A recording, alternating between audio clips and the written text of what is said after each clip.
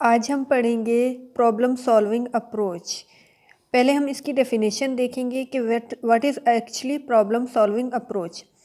Problem solving is a set of events in which human beings was rules to achieve some goals. Okay, इस definition में हमारे पास two main points हैं कि actually what is problem solving.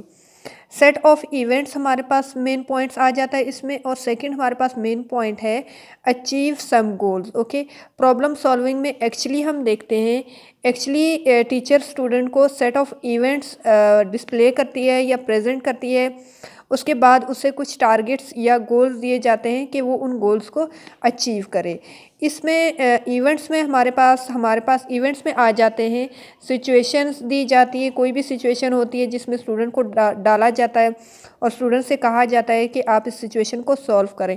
Puzzles होते हैं हमारे पास, pictures होती हैं, लाइक पिक्चर्स के डिफरेंट पार्ट्स होते हैं और स्टूडेंट से कहा जाता है कि इन पिक्चर्स को इन पिक्चर्स को कंप्लीट किया जाए। सेकंड हमारे पास मिसिंग वर्ड्स होते हैं, लाइक अल्फ़ाबेट्स होते हैं, कुछ इस तरह के स्पेलिंग वर्ड्स होते हैं, वो मिसिंग होते हैं बीच में से वर्ड्स, तो उन्हें कहा जाता है कि इन स्पेलिंग्स को कंप्लीट किया जाए। और थर्ड हमारे पास क्वेश्चंस होते हैं कि स्टूडेंट्स को कुछ क्वेश्चंस दिए जाते हैं और उनके कुछ न्यूमेरिकल्स गोल्स और रिवार्ड्स होते हैं। जब स्टूडेंट्स उन क्वेश्चंस को सॉल्व करता है तो वो सर्टेन रिवार्ड्स और न्यूमेरिकल्स नंबर या क्रेडिट गेन्स करते हैं। ओके, गोल्स में हमारे पास to achieve a certain numeric targets. Okay, targets होते हैं हमारे पास, न्यूमेरिक टारगेट्स सेट होते हैं, या फिर हमारे पास लेवल्स होते हैं। जिस तरह गेम्स में हमारे पास लेवल होते हैं कि नेक्स्ट लेवल में जंप करना है, जब वो लेवल कंप्लीट होता है उसके बाद स्टूडेंट नेक्स्ट लेवल की तरफ जाता है।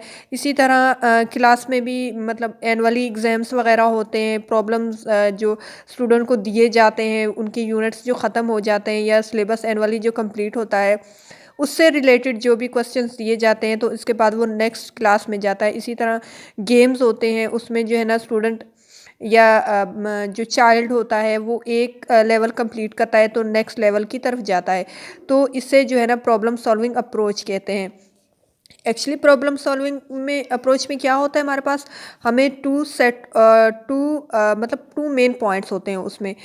एक हमारे पास ये होता है कि हमें सेट ऑफ इवेंट्स या स्टूडेंट को सेट ऑफ इवेंट्स दिए जाते हैं, और सेकंड वो जो है ना उन इवेंट्स को सॉल्व करके कुछ सर्टेन गोल्स या कुछ सर्टेन रिजल्ट्स फाइंड आउट करते हैं। नेक्स्ट हमारे पास है problem solving involves concept formation and discovery learning. इस डेफिनेशन में भी हमारे पास टू मेन पॉइंट्स आएंगे, कॉन्सेप्ट फॉर्मेशन एंड सेकंड हमारे पास डिस्कवरी लर्निंग है। कॉन्सेप्ट फॉर्मेशन में एक्चुअली हमारे पास क्या होता है कि जो स्टूडेंट थ्योरेटिकली जो नॉलेज गेन करता है उसको जो है ना ज़्यादा मतलब जब प्रॉब्लम सॉल्व करता है उससे रिलेटेड कोई भी इश्यू या प्रॉब्लम वो सॉल्व करता है या प्रैक्टिकल करता है तो क्या होता है उसकी वो इन्फॉर्मेशन ज़्यादा परमानेंट और लॉन्ग टर्म तक चलती रहती है, मतलब ड्यूरेबल हो जाती है। सेकंड हमारे पास है इस डेफिनेशन में, सेकंड मेन पॉइंट हमारे पास है डिस्कवरी लर्निंग। ओके, इसमें जो है ना स्टूडेंट एक्चुअली इनेबल होता है student to discover something new and interesting.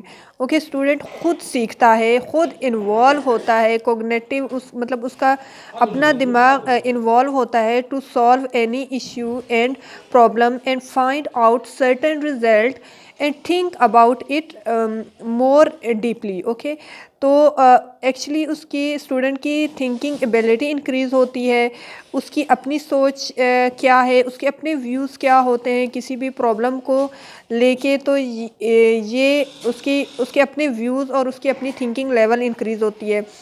वो अपने कुछ व्यू पॉइंट बनाने के काबिल